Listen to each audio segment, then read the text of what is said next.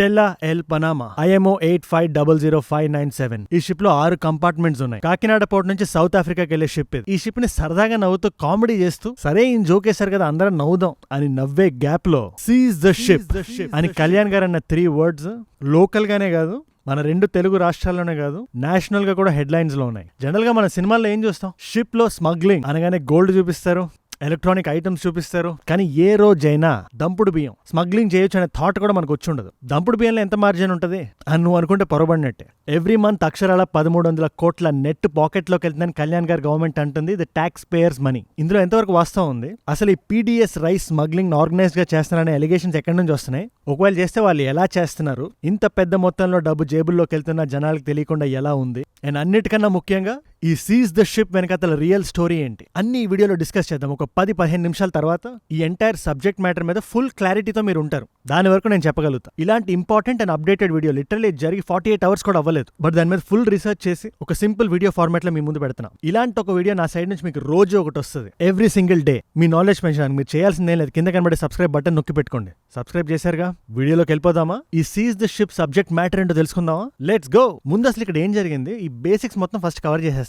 కళ్యాణ్ గారు ఢిల్లీ నుంచి వస్తున్నారు. అసలు గట్టిగా మాట్లాడితే ఆ రోజు అక్కడికి వెళ్ళడం ఆయన ప్లాన్ లోనే లేదు. కాకపోతే ఆయన దృష్టికి న్యూస్ ఆర్టికల్ వచ్చింది. 640 tons ఆఫ్ PDS రైస్ ఏదైతే ఉందో దాన్ని కాకినాడ కలెక్టర్ గారు సీజ్ చేశారు. సగిలి షాన్ మోహన్ IAS గారు. కాకపోతే ఎక్స్పోర్టర్ బ్యాంక్ గ్యారంటీ ఇవ్వడం వల్ల దాన్ని మళ్ళీ వదిలేశారు అని DSO ప్రసాద్ గారు చెప్పారు. So then he was worried. ఎందుకంటే ఆయన పక్కనే ఉన్నారు నాదెళ్ల మనోహర్ గారు, సివిల్ సప్లైస్ మినిస్టర్. ఆయన కూడా ఏమంటారు, వాళ్ళ ఎలక్షన్స్ లో గెలిచినప్పటి నుంచి చాలా గోడౌన్స్ లో ఇలాంటి PDS రైస్ పట్టుకున్నా కూడా వాళ్ళు జాయింట్ కోర్టులకు పంపించి ఫైన్ వేస్తున్నారు కానీ సీరియస్ యాక్షన్ తీసుకోవట్లేదు. సో వీళ్ళందరూ రిపీట్ అఫెండర్స్.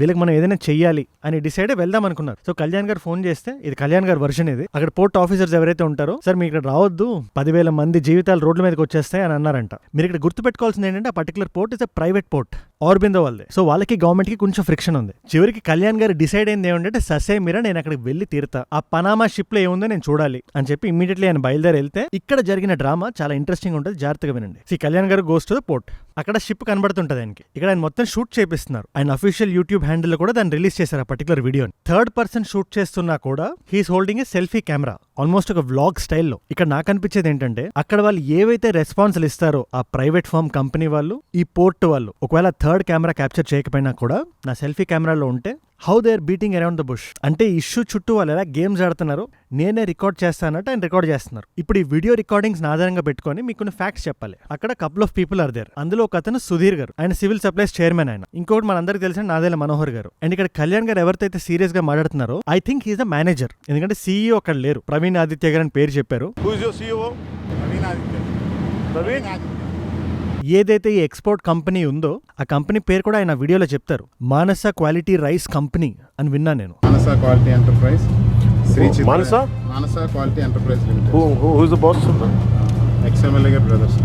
సో ఇక్కడ ఇంట్రెస్టింగ్ పార్ట్ ఏంటంటే, ఆ వీడియోలోని పర్టికులర్ కంపెనీ ఏదైతే ఉందో XMLA ద్వారంపూడి చంద్రశేఖర్ రెడ్డి గారి తమ్ముడిదని, ఇది చాలా ఆర్గనైజ్డ్ గా చేస్తున్నారని కళ్యాణ్ గారు చెప్పుకొచ్చారు. ఆ స్టోరీలో కూడా మనం వద్దాం. బట్ ఈ seize the ship matter first finish చేసేద్దాం. నన్ను షిప్ ఎక్కియండి అని కళ్యాణ్ గారు ఒక చిన్న సైజ్ బోట్ లో ఈ ఆఫీసర్స్ అందరినీ పట్టుకెళ్లి దాని చుట్టూ రౌండ్ లేస్తున్నారు. దీన్ని కళ్యాణ్ గారు మొత్తం రికార్డ్ చేస్తున్నారు. ఆయన సెల్ఫీ కెమెరాలో చుట్టూ ఉండే కెమెరాస్ లో కూడా వాళ్ళు అక్కడ రకరకాల సమాధానాలు చెప్తున్నారు. రఫ్ సీజ్ అంటున్నారు, ఇది ఎక్కించడానికి కుదరదు అంటున్నారు. ఆ షిప్ లో ఎవరైతే పనిచేసే వాళ్ళు ఉంటారు కదా, వాళ్ళని డైరెక్ట్ గా కళ్యాణ్ గారు ఇలా జూమ్ ఇన్ చేసి, చూడండి వీళ్ళు ఇలా అసలు పట్టించుకోవట్లేదు, నేను వచ్చినా కూడా నన్ను ఎక్కించట్లేదు అని డైరెక్ట్ గా చెప్పారు ఆయన. What do we do? These guys are not making any attempt. We don't know, we are struggling to get into the ship. చివరికి అటు తిప్పి ఇటు తిప్పి ఆయన నా షిప్ ఎక్కినే లేదు. ఇప్పుడు ఇక్కడ సరదాగా నవ్వుతూ మాట్లాడుతూ అక్కడ ఉండే వాళ్ళందరితో, ఇక్కడ సివిల్ సప్లైస్ మినిస్టర్ గారు ఉన్నారు, ఈ మానస క్వాలిటీ రైస్ కంపెనీ మేనేజర్ గారు ఉన్నారు, వీళ్ళందరితో సరదాగా మాడుతూ కామెడీగా సీజ్ ద షిప్ అనేసారు. పోర్ట్ ఉన్నదేంటి, మీరు కూర్చోబెట్టి స్మగ్లింగ్ చేయడానికి. Seize the ship. If any pressure comes from central government, we'll see.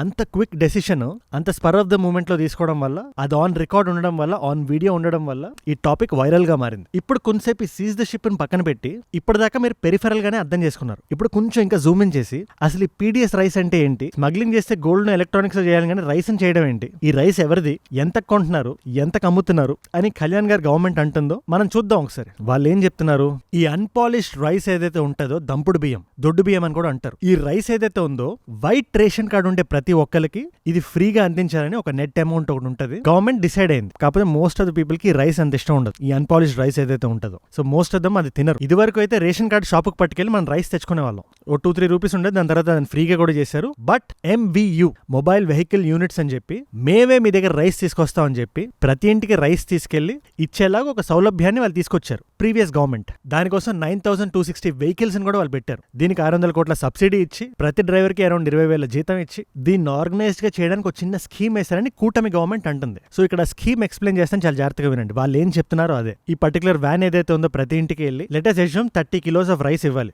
ఒక కుటుంబానికి. 3 వ్యక్తులు ఉంటే ఒక కుటుంబానికి. మీరు ఎనీవేస్ తిన్నారు కాబట్టి కిలోకి 10 రూపాయలు చెప్పున మీకు 300 రూపాయలు ఇచ్చేస్తాం 30 కిలోలకి. ఈ రైస్ మాకే ఇచ్చేసేయండి అని వాళ్ళని కన్విన్స్ చేసి ఇదే వ్యాన్ ని విత్ రైస్ మల్టిపుల్ పీపుల్ ఆ కాన్స్టిట్యుయెన్సీ ఇన్ఛార్జ్ ఉంటాడు కదా అతని దగ్గరికి పట్టుకెళ్తారు.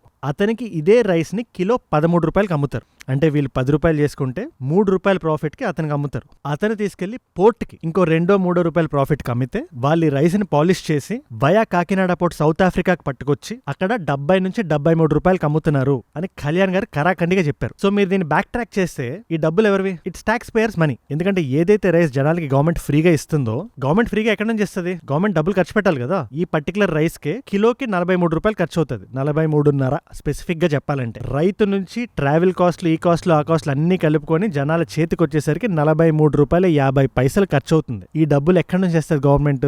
ట్యాక్స్ పేయర్స్ నుంచి. అంటే మిడిల్ క్లాస్ పే చేసే ట్యాక్స్. నీ నుంచి నా నుంచి తీసుకున్న ట్యాక్సే అది. ఈ ట్యాక్స్ పేయర్స్ మనీని లాస్ కి జనాల దగ్గర కొనేసుకొని అంటే 10 రూపాయలకి 70 రూపాయలు ప్రాఫిట్ చేసుకుంటున్నారు. జస్ట్ ఈ రైస్ వల్లే నెలకి 1000 నుంచి 1300 కోట్ల వరకు ప్రాఫిట్స్ చూస్తున్నారని, ఇది ఒక నెక్సెస్ లా ఫామ్ అయిందని కళ్యాణ్ గారు అంటున్నారు. 70 రూపాయలు కిలోకి అమ్మే రైస్ కి 1300 కోట్లు ఎలా వస్తుందంటే that has a different story. ఇంకా కొంచెం జూమ్ ఇన్ చేయాలి. Central government nutrition and food science report ప్రకారం, NFSC రిపోర్ట్ ప్రకారం ఈ వైట్ రేషన్ కార్డులకు అర్హులు 90 లక్షల మంది. స్పెసిఫిక్ గా చెప్పాలంటే 89 లక్షలు అనుకోండి. అదే స్టేట్ వరకు వస్తే సెంట్రల్ ఇచ్చిన వాళ్ళని కాకుండా ఇంకొక 60 లక్షల మందికి ఇదే వైట్ రేషన్ కార్డులు ఇచ్చింది. అంటే సెంట్రల్ 1.3K టన్స్ ఇస్తే, అదే 1300 టన్నులు ఇస్తే స్టేట్ అరౌండ్ 80,000 టన్నులు ఇస్తుంది. అంటే టోటల్ 3 లక్షల మెట్రిక్ టన్నులు PDS రైస్. మరి ఇంత రైస్ ఎక్స్పోర్ట్ చేస్తున్నప్పుడు అంత ప్రాఫిట్ చూడలేరా అని కళ్యాణ్ గారు అంటున్నారు. ఇదంతా కాకుండా ఇంకొక పెద్ద ఎలిగేషన్ ఉంది. స్టేట్ వైడ్ ఈ PDS రైస్ ప్రొక్యూర్ చేయాలి కాబట్టి ప్రతి స్టేట్ ఎమ్మెల్యేకి 25 lakhs బ్రైబ్ ఇస్తున్నారని పర్ మంత్. అది గవర్నమెంట్ మారిన తర్వాత కూడా కొంతమంది కూటమి గవర్నమెంట్ ఎమ్మెల్యేలకు కూడా ఇస్తున్నారని, మన వాళ్ళైనా వేరే వాళ్ళైనా ఎవరైనా తప్పు చేస్తే తప్పే అని హీ వాస్ క్లియర్. అంటే ఏదైతే వైసీపీ గవర్నమెంట్ లో జరిగేదో అది ఇప్పుడు కూడా జరుగుతుందని కళ్యాణ్ గారు అంటున్నారు. ఇప్పటిదాకా కళ్యాణ్ గారు ఏం చెప్పారో మనం విన్నాం. ఆయన భయం ఇంకోటి ఉంది. సరే PDS రైస్ ని కాసేపు పక్కన పెడదాం, రేపు పొద్దున్న ఎవరైనా తీవ్రవాదులు వస్తే, భయంకరమైన ఎలిమెంట్స్ వస్తే అప్పుడు ఏం చేస్తారు మీరు? ఇలాగే కసబ్ వచ్చాడు కదా. సో అలాంటప్పుడు మీరు ఏం చేస్తారు? ఏ దేశానికైనా పోర్ట్లు ఎంత బలమో అంతే బలహీనత కూడా. మన దేశ సెక్యూరిటీ కాంప్రమైజ్ అవ్వకూడదు. పొలిటికల్ బాసెస్ ఎవ్వడేం చేయడు when it comes to national security అని నిక్కచ్చిగా చెప్పారు. ఈ ఎంటైర్ ఆర్డియల్ మీద, ఈ సీజ్ ద షిప్ ఎపిసోడ్ మీద మీకు క్లారిటీ వచ్చిందని నేను చాలా బలంగా నమ్ముతున్నా. నేను ఏదైనా చెప్పడానికి మిస్ అయినా, ఇంకేదైనా అదనంగా యాడ్ చేయాలని మీకు అనిపించినా కింద కామెంట్స్ రాయండి. అండ్ ఇప్పటిదాకా చెప్పినవంతా మోర్ దెన్ హార్డ్ ఫ్యాక్ట్. అక్కడ మనకు వీడియోలో ఏం కనబడిందో, కళ్యాణ్ గారి గవర్నమెంట్ ఏం చెప్తుందో, అదే కూటమి గవర్నమెంట్ ఏం చెప్తుందో దాన్ని బేస్ చేసుకుని చెప్పా. ఎందుకంటే unless court says anything we are nobody to comment. అందుకే నేను చాలా రెస్పాన్సిబుల్ గా ఉంటా ఎవరి గురించి మాట్లాడినప్పుడు, ఏదైనా ఎలిగేషన్స్ చేసేటప్పుడు. ఒకసారి మీరు కూడా find it out for your self. ఒకసారి నేను మొత్తం చెప్పిన తర్వాత ఇప్పుడు మీకు క్లారిటీ వచ్చింది కాబట్టి, జనసేనలో 2 వీడియోలు రిలీజ్ అయినాయి జనసేన యూట్యూబ్ ఛానల్లో. మీరు ఆ 2 వీడియోలు చూసి you come to an opinion. Me opinion మీరే ఫామ్ చేసుకోండి. నేను ఏ గవర్నమెంట్ అయినా, అది ఇటు వైసీపీ అయినా ఇటు కూటమి గవర్నమెంట్ అయినా, వాళ్ళు చెప్పింది మీ దాకా తీసుకురావడం విత్ బోత్ సైడ్స్, అది నా బాధ్యత. ఫర్ ఎగ్జాంపుల్ నేను జగన్మోహన్ రెడ్డి గారు ఏదైతే క్లియర్ చేశారో regarding the Adani issue, that was the video. Today's video is seize the ship. So నేను ఇరువైపులా ఎవరేం మాట్లాడుతున్నా అందరికీ అర్థమయ్యే విధంగా ఈజీగా చెప్పడం నా బాధ్యత. ఒపీనియన్ ఫామ్ చేసుకోవడం మీ బాధ్యత. సో ఈ ఎంటైర్ ఇష్యూ మీద మీ ఒపీనియన్ ఏంటి? నువ్వు చూస్తున్నావు కదా, నీ ఒపీనియన్ ఏంటి? నాకు కింద కామెంట్స్ రాయి. Your opinion matters. నేను ప్రతి కామెంట్ చదవడానికి ప్రయత్నిస్తా. అండ్ నీ కామెంట్స్ నుంచే నేను ఇన్స్పిరేషన్ తీసుకుంటున్నా ఇంకా ఇలాంటి వీడియోలు ఇంకా బలంగా చేయడానికి. రోజుకు ఒక వీడియో ఇలాంటిది నీ ముందుకు తీసుకురావడానికి. నాతో 10 నిమిషాలు స్పెండ్ చేస్తున్నావు కదా, అదే నాకు ఈ కొండంత బలాన్ని, ధైర్యాన్ని ఇస్తుంది. నువ్వు ఇస్తున్న ఈ వాచ్ టైం, ఈ రిటెన్షన్. మరి నేను వీడియో పెట్టగానే నీ దగ్గర రావాలి కదా ఇమ్మీడియట్లీ వితౌట్ ఎనీ ఎఫర్ట్. నీ ఫోన్లోకి ఇట్లా పాప్ అవ్వాలంటే కింద కనబడే సబ్స్క్రైబ్ బటన్ నొక్కి పెట్టుకో. ఇంకా బెటర్ నోటిఫికేషన్ బటన్ కూడా నొక్కి. నీకు ఫోన్లో పాప్ అవుతుంది నా వీడియో రాగానే. Subscribe చేసావుగా, super. అండ్ నాతో ఇంకా కనెక్ట్ అవుదాం అనుకుంటే Instagram is the way to go. Ajay from ఏజోడ్ అని ఉంటుంది. అజయ్ ఫ్రమ్ ఏజోడ్ 1+ million ఫాలోవర్స్ ఉంటారు. You should be able to find me. Come let's connect there also. నా కొత్త ఐడియాస్ ఇవ్వడానికి, నా US ట్రిప్ డీటెయిల్స్ డీటెయిల్స్ తెలుసుకోవడానికి ఇన్స్టాగ్రామ్ బాగా పనిచేస్తుంది. అండ్ నేను మిమ్మల్ని మళ్ళీ రేపు కలుస్తా. 2 కాంప్లిమెంటరీ వీడియోస్ కూడా పెడుతున్నా. ఒక వీడియో దిస్ జగన్మోహన్ రెడ్డి గారి రెస్పాన్స్ ఈ అదానీ ఇష్యూ మీద ఆయన ఏవైతే పాయింట్స్ పెట్టారో మీ ముందు పెట్టాను. అండ్ ఆయన అదో వీడియో ఆర్జీవి గారు ఏం నడుస్తుంది ఆయన చుట్టూ, ఆయన అరెస్ట్ వారెంట్ చుట్టూ, ఆ పర్టికులర్ వీడియో ఇక్కడ ఉంది. ఈ రెండిట్లో మీకు ఏది ఇంట్రెస్ట్ ఉంటే చూడండి. And I'll see you tomorrow. మనందరం కలిసి ఎదగాలి, కలిసి పెరగాలి. Let us all rise together. Rise above ignorance, rise above selfishness, rise above hate. ఏజూడ్ అంటే మనం. జై హింద్, జై భారత్, జై ఆంజనేయ.